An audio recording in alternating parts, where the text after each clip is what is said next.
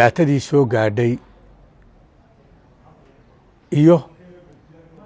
in aan weli ummaddii reer Somaliland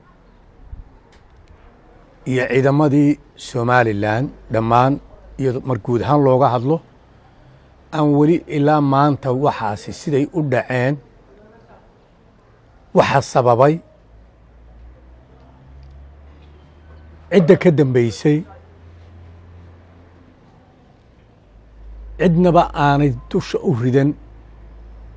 lagana hadlin. waxaan jeclahay inaan muujiyo inay ummaddu ka xun tahay ilaa maanta ilaa wakhtigaas inaan xukuumaddu soo hadal qaadin oo aanay si toosa uga hadlin arrintaasi siday waxa sababay ee keenay ciidanku in dhibaatada intaa la ega ay soo gaadho iyagoo awooddoodii iyo aqoontoodii iyo khibraddii ay lahaayeen intaba ay huwanaayeen haddana ay timaaddo inay habqan ay ku qaadatay wiig iyo siyaado inay habqan ku soo galaan og. waxay ahayd maalintii ay dhacday habeenkeedii madaxweynaha jamhuuriyadda Somaliland inuu ummadda address gareeyo oo u sheego waxa dhacay si kooban ba ugu sheego laakiin inuu ku saleeyo oo ka hadlo oo muujiyo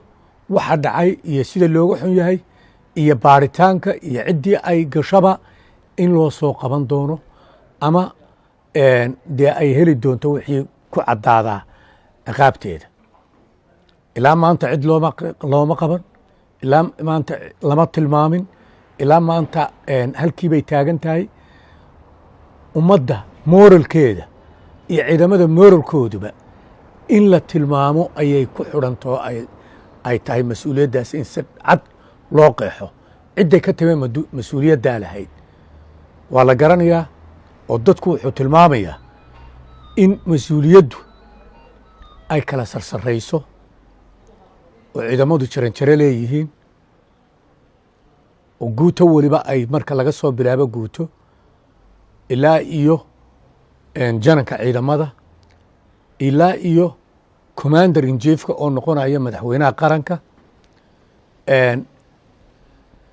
taliyaha guud ee qaranka uu noqonayo taliyaha ciidamada xoogga dalka qaranka jamhuuriyadda Somaliland uu madaxweynuhu noqonayo. waxaan leeyahay arrintaasi ma aha arrin shakhsi, waa arrin ummadeed, arrin lala aamusan maaha, arrin mas-uuliyaddeeda cid wejiga loo saaro weeyaan. arrinkaas dad xagaldaacinaya ayaa jira runtii. inta badan cid bay ku shaambadeeyaanoo loo diraa laakiin maaha cidda. arrintani marka la eego xisbiyada mucaaradkiihi arrinka go'aanka laga gaadhay weji kastaba ha yeelatee iyagay u ahayd marka la eego dee doorashadaa isa saarka ah ee ay ka hadleen iyagay u ahayd in favor oo ay yani kalsoonida siisay. ha ahaatee intii kalena waa la aqbashay ururada ahaa ciddiidani hadday jirto dee waa ma badna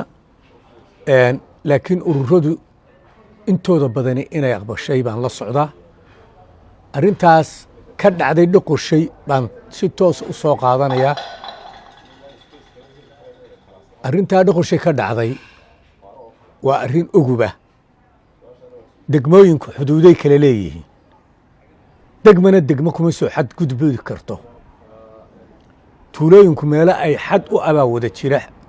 oo aanay qolana qolada kale wixii ka dhaca ay iyadu mas-uuliyaddeeda qaadayso. runtii arrin ma qabo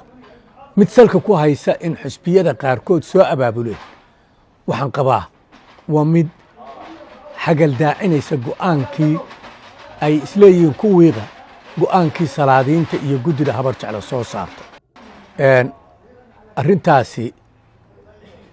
ma aha iyadoo keliya waxaan qabaa ku wax badan oo kalena inay daba socdaan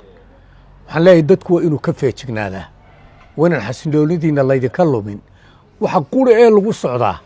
waa in layna qaybiyo oo bulshadu koox noqoto oo sidii xilliyada qaarkood ay xamar ahayd aynu noqonno oo qoloba qolo iska eegto taasi wax suuro gelaya maaha dad dhisan baynu nahay nabad haysta walaalo ah ehela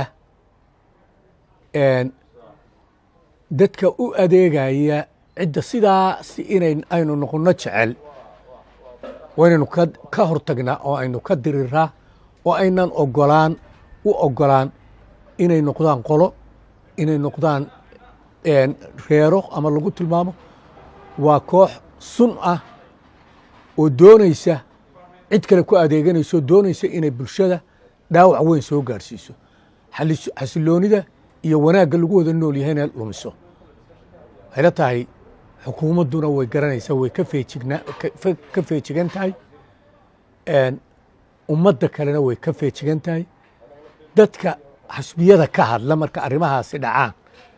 ama ururada ka hadla waa inay cidday ku kooban tahay uun tilmaamaan waa inaanay meel aanay lahayn aanay u qaadin oo aanay ummadda ku khalkhalgelin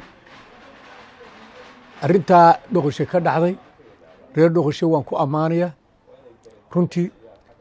tallaabadii ay qaadeen ay isku xakameeyeen way samaynayeen inay ka falceli karaan way samayn karayeen laakiin aad iyo aad waxaan ugu bogaadinayaa sida ay wanaagsan ee ay isu xakameeyeen iyagay ka dhacday waxaan jeclahaynaa arrintaasi waa arrin soo afjarmaysa oo soo dhammaanaysa laakiin waxyaabahaasoo kale inay bulshada dhexdeeda ku timaaddo ninka cid kale cid tuulo reer kale leeyahay la soo doontaa waa nin ujeeddo ka fogtan leh ujeedda dadku waa dad wada nool